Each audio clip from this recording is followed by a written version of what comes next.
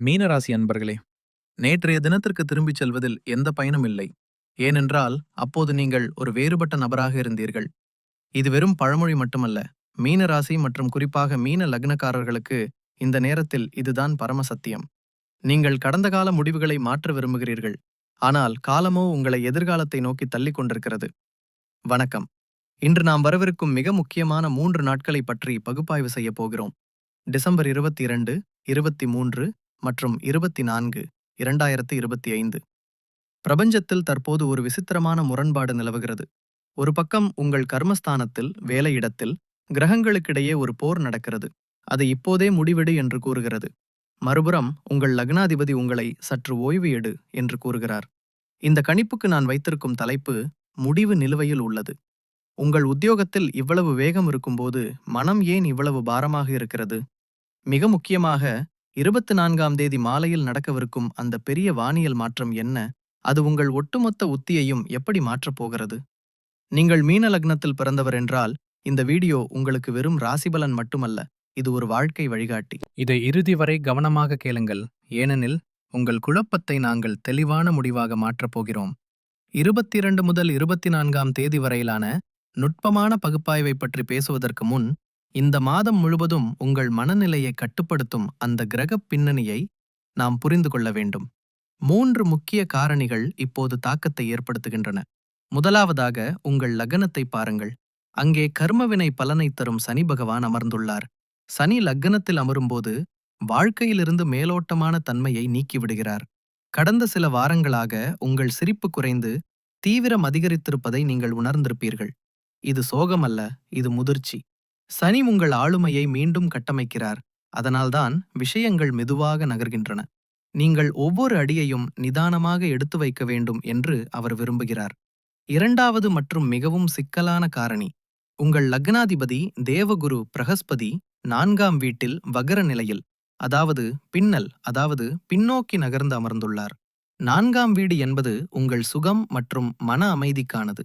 லக்னாதிபதி வகர நிலையில் இருக்கும்போது அந்த நபர் வெளி உலகத்தை விட தனது உள்ளுலகில் அதிகம் சிக்கிக் கொண்டிருப்பார். இது சுய பரிசோதனை செய்யும் காலம். என் தொழில் சரியான திசையில் செல்கிறதா? நான் சொத்து வாங்கி தவறு செய்து விட்டேனா என்று பழைய பக்கங்களை நீங்கள் புரட்டிக் கொண்டிருக்கிறீர்கள். இங்கே நான் குறிப்பாக வீட்டை நிர்வகிக்கும் தாய்மார்கள் மற்றும் சகோதரிகளை விழிக்க விரும்புகிறேன். உங்கள் ஜாதகத்தில் குரு 4ஆம் வீட்டில் இருக்கிறார். இதன் நேரடி அர்த்தம் என்னவென்றால், இந்த நேரத்தில் நீங்கள் குடும்பத்தின் அச்சாணி. நீங்கள் இல்லாமல் ஒரு இலை கூட அசையாது. ஆனால் குரு வக்ரமாக இருப்பதால் உங்களுக்கு ஒருவித வெறுமை தோன்றலாம். உங்கள் தியாகத்திற்கும் உழைப்பிற்கும் கிடைக்க வேண்டிய பாராட்டு அல்லது முக்கியத்துவம் கிடைக்கவில்லை என்று நீங்கள் உணரலாம். இந்த 3 நாட்களில் இந்த உணர்வு அதன் உச்சத்தில் இருக்கும். எனவே பொறுமையை கடைபிடிக்கவும். 3வது காரணி, இதுதான் உண்மையான போராட்டத்தை உருவாக்குகிறது. உங்கள் 10ஆம் வீடு, அதாவது கர்மஸ்தானத்தில் சூரியன், செவ்வாய் மற்றும் சுக்கிரன் ஆகியோரின் கூட்டணி உள்ளது. 10ஆம் வீட்டில் சூரியனும் செவ்வாயும் இருப்பது என்பது வேலை செய்யும் இடத்தில் அக்னி பரீட்சை போன்றது. உங்கள் அலுவலகத்திலோ அல்லது வியாபாரத்திலோ இந்த நேரத்தில் போர்க்களம் போன்ற சூழல் இருக்கலாம். காலக்கெடுவின் அழுத்தம் உள்ளது, போட்டி உள்ளது, மேலும் உங்கள் திறமையை நிரூபிக்க வேண்டிய சவால் உள்ளது. ஆக சமன்பாடு என்ன? கர்மஸ்தானம் கத்திச் சொல்கிறது, ஓடு, விரட்டு, வெற்றி கொள் என்று. ஆனால் லக்னத்தில் அமர்ந்திருக்கும் சனியும் மனதின் அதிபதியான குருவும் சொல்கிறார்கள், நில், யோசி, பிறகு தீர்மானி. இந்த இழுபறியைத்தான் நீங்கள் டிசம்பர் 22, 23 மற்றும் 24 ஆகிய தேதிகளில் வாழப்போகிறீர்கள். அப்படியென்றால் இந்த 3 நாட்களில் நீங்கள் என்ன செய்ய வேண்டும்? வாருங்கள், இப்போது தேதிவாரியாக இதை புரிந்து கொள்வோம். நாள் 1, டிசம்பர் 22, திங்கட்கிழமை, வாரத்தின் தொடக்கம். பஞ்சாங்கம் கூறுவது போல் இன்று தேய்பிறை கிருஷ்ணபட்ச துவிதியை திதி. காலையில் நீங்கள் தூங்கி எழும்போது சந்திரன் உங்கள் 10ஆம் வீட்டில் தனுசு ராசியில் இருப்பார். காலை 10 மணி வரை நேரம் மிகவும் பரபரப்பாக இருக்கும். ஏன்? ஏனென்றால் அங்கே சந்திரன் சூரியன் மற்றும் செவ்வாயுடன் சேருவார். காலையிலேயே பாஸ் இடமிருந்து அழைப்பு வரலாம். ஏதேனும் அவசர வேலை டேட்லைன் வரலாம். வீட்டில் அப்பாவுடன் சிறு வாக்குவாதம் ஏற்படலாம். அல்லது அவரது அவரது உடல்நிலை குறித்து கவலை ஏற்படலாம். உங்களுக்குள் ஒரு விசித்திரமான அமைதியின்மை இருக்கும். நான் இப்போதே எல்லாவற்றையும் முடித்துவிட வேண்டும் என்று உங்களுக்கு தோன்றும். ஒரு எச்சரிக்கை. இன்று காலை 3:36 7:08 திரிபுஷ்கர யோகம் இருந்தது. காலையில் நீங்கள் யாரிடமாவது கடன் வாங்கினாலோ அல்லது சண்டையை தொடங்கினாலோ அந்த நிகழ்வு 3 முறை திரும்ப நிகழும். எனவே காலை 10 மணி வரை உங்கள் வார்த்தைகளில் மிகுந்த நிதானத்தை கடைபிடிக்கவும். ஆனால் கடிகாரத்தில் 10 மணி அடித்தவுடன் ஒரு பெரிய மாற்றம் வரும்.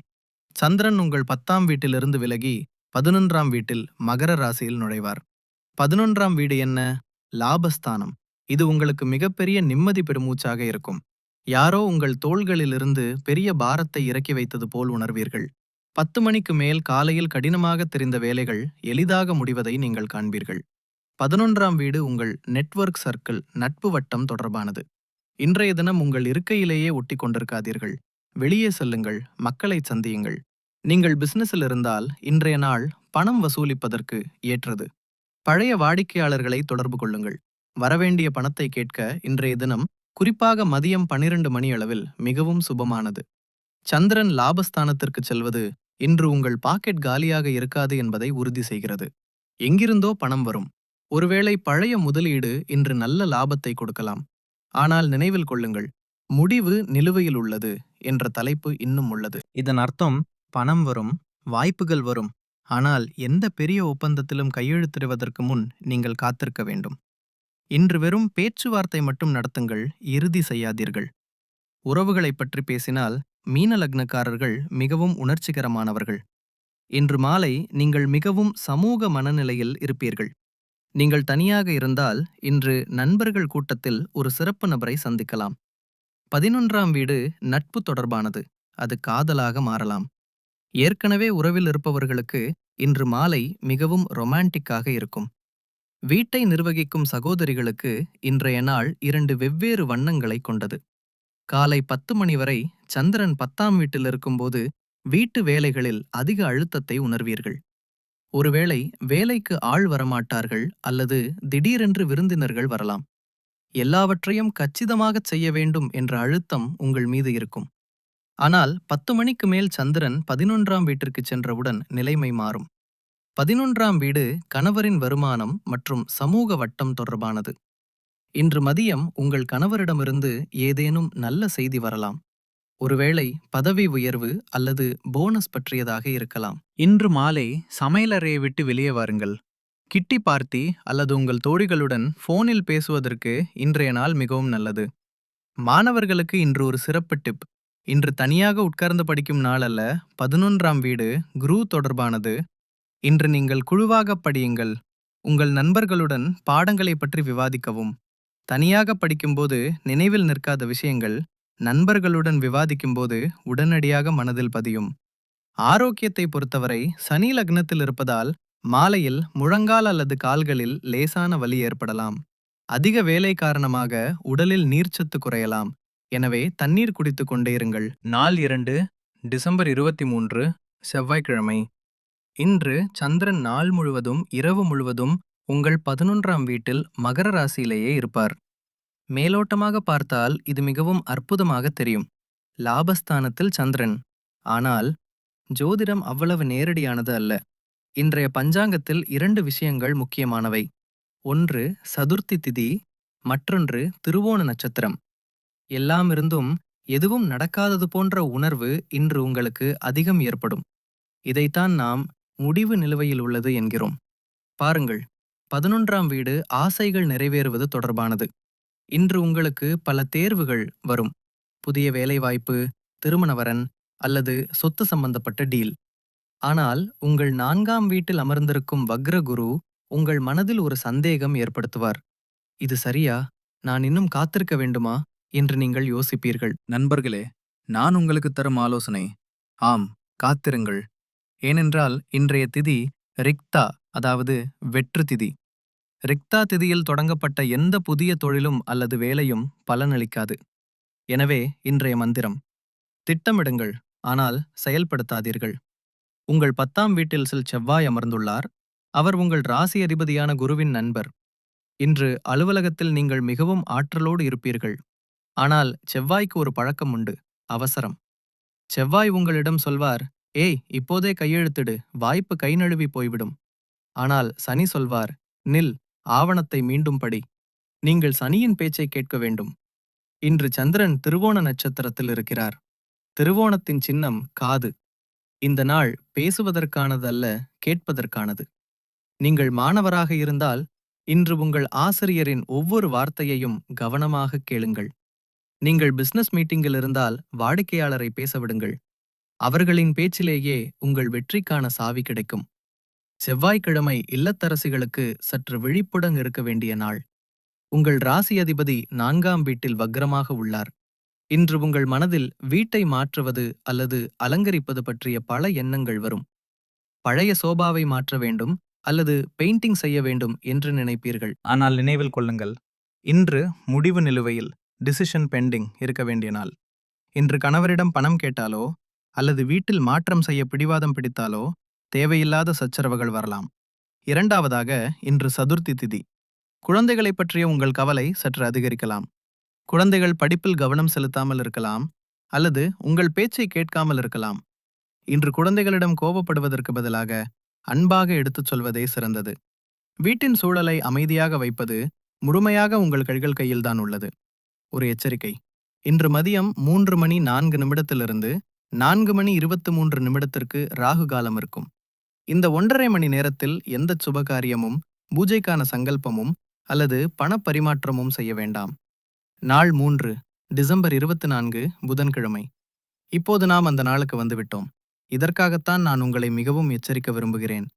24 டிசம்பர் புதன். இந்த 3 நாட்களின் உச்சக்கட்டம் இதுதான். இன்றைய நாள் 2 வெவ்வேறு பகுதிகளாக பிரிக்கப்பட்டுள்ளது. இந்த வித்தியாசத்தை நீங்கள் புரிந்து கொள்ளவில்லை என்றால் நஷ்டம் ஏற்படலாம். பகுதி 1 மாலை 7:46 முன். மாலை வரை சந்திரன் மகர ராசியிலேயே இருப்பார்.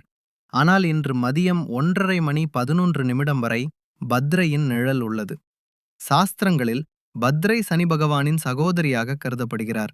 பத்ரை காலத்தில் செய்யப்படும் எந்த சுபகாரியமும், திருமணம், கிரகப்பிரவேசம், மொட்டையடித்தல் அல்லது புதிய வியாபாரம் அழிவை தரும் என்று நம்பப்படுகிறது. எனவே மதியம் 1:11 வரை மிகவும் அமைதியாக இருங்கள். 1:11 முதல் மாலை 7:46 வரையிலான நேரம் உங்களுக்கு நல்லது. இந்த இடைவெளியில் உங்கள் நிலுவையில் உள்ள பெண்டிங் வேலைகளை முடித்துக் கொள்ளலாம்.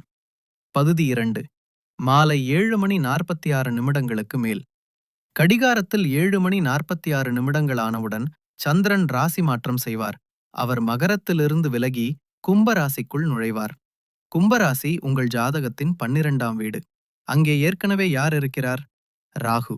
சந்திரன் மற்றும் ராகுவின் சேர்க்கை, அதாவது கிரகண யோகம், அதுவும் 12ஆம் வீட்டில்.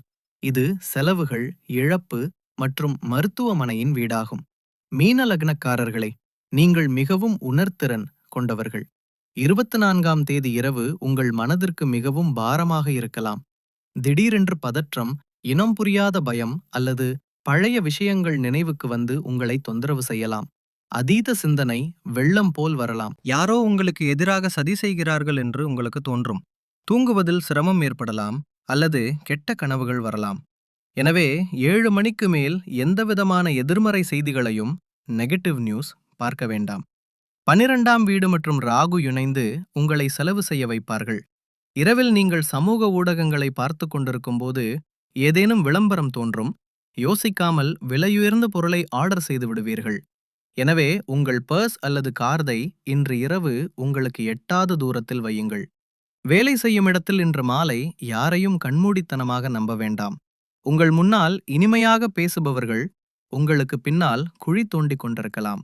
உங்கள் ரகசியங்களை இன்று யாரிடமும் சொல்ல வேண்டாம்.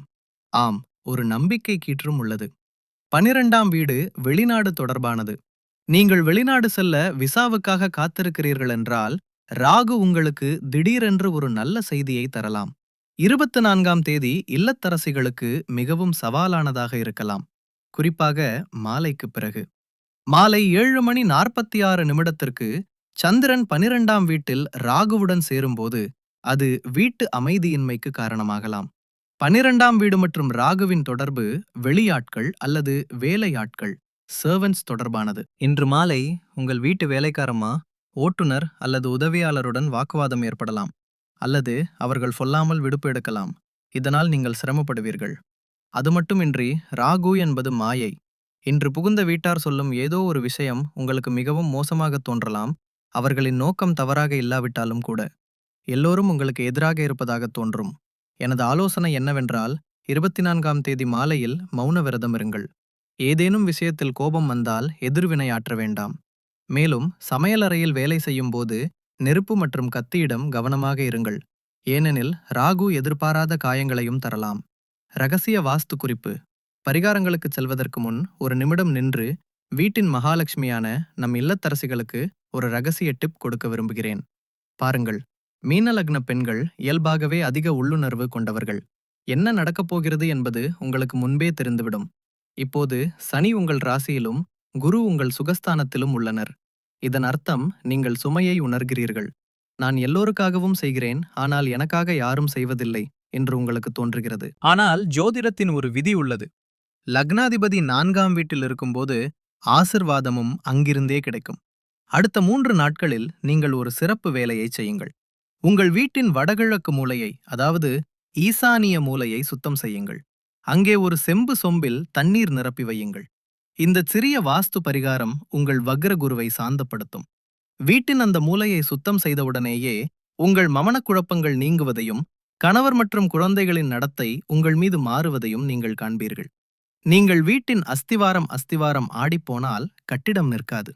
எனவே முதலில் உங்களை நீங்கள் பார்த்துக் கொள்ளுங்கள். சுருக்கமாகச் சொன்னால் 22ஆம் தேதி வேகம் பிடிக்கும் நாள். 23ஆம் தேதி கேட்பதற்கும் திட்டமிடுவதற்கும் உரிய நாள். 24ஆம் தேதி மதியம் வரை வேலைகளை முடித்துக்கொண்டு மாலையில் உலகத்திலிருந்து உங்களை துண்டித்துக் கொள்ள வேண்டிய நாள். மகா பரிகாரங்கள் பிரச்சனை: முடிவெடுப்பதில் மற்றும் மன அமைதியில் இருப்பதால் நாம் மிக துல்லியமான பரிகாரங்களை செய்ய வேண்டும். முதல் பரிகாரம்: கணேஷ் சதுர்த்தி சிறப்பு. 23 மற்றும் 24 ஆகிய தேதிகளில் சதுர்த்தி உள்ளது. விநாயகர் புத்திக்கு அதிபதி மற்றும் கேதுவை கட்டுப்படுத்துபவர். இந்த 3 நாட்களில் தினமும் காலையில் விநாயகருக்கு 21 அருகம்புல் கட்டுகளை சாற்றுங்கள். சாற்றும்போது இதம் தூர்வாதளம் ஓம் கம் கணபதையே நமக என்று சொல்லுங்கள். இந்த பரிகாரம் உங்கள் நிலுவையில் உள்ள முடிவுகளை பெண்டிங் டிசிஷன்ஸ் ஏற்றுக்கொள்ள வைக்கும். இரண்டாவது பரிகாரம்: ஹனுமான் சாலிசா. உங்கள் 10ஆம் வீட்டில் கிரகங்களின் வெப்பம் மிக அதிகமாக உள்ளது. இதை சமநிலைப்படுத்தவும் செவ்வாயின் ஆற்றலை சரியான திசையில் செலுத்தவும் 22, 23, 24, 4 ஆகிய 3 நாட்களும் மாலையில் ஹனுமான் சாலிசா பாராயணம் செய்யுங்கள். இது வேலையிட அரசியலிலிருந்து உங்களை காப்பாற்றும்.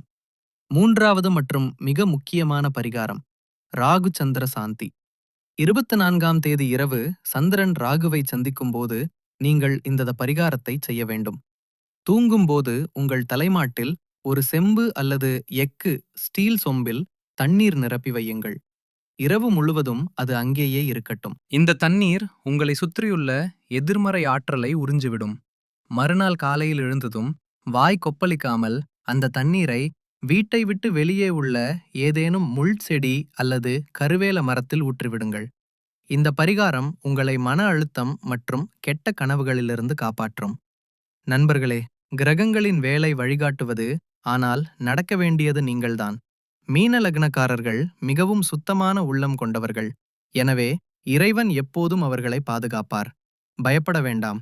இந்த முடிவு நிலுவையில் இதற்கும் காலமும் கடந்து போகும். மிக விரைவில் வெற்றி பத்திரம் உங்கள் கையில் இருக்கும். உங்கள் உழைப்பின் மீது நம்பிக்கை வையுங்கள். இறைவனிடம் பக்தி வையுங்கள்.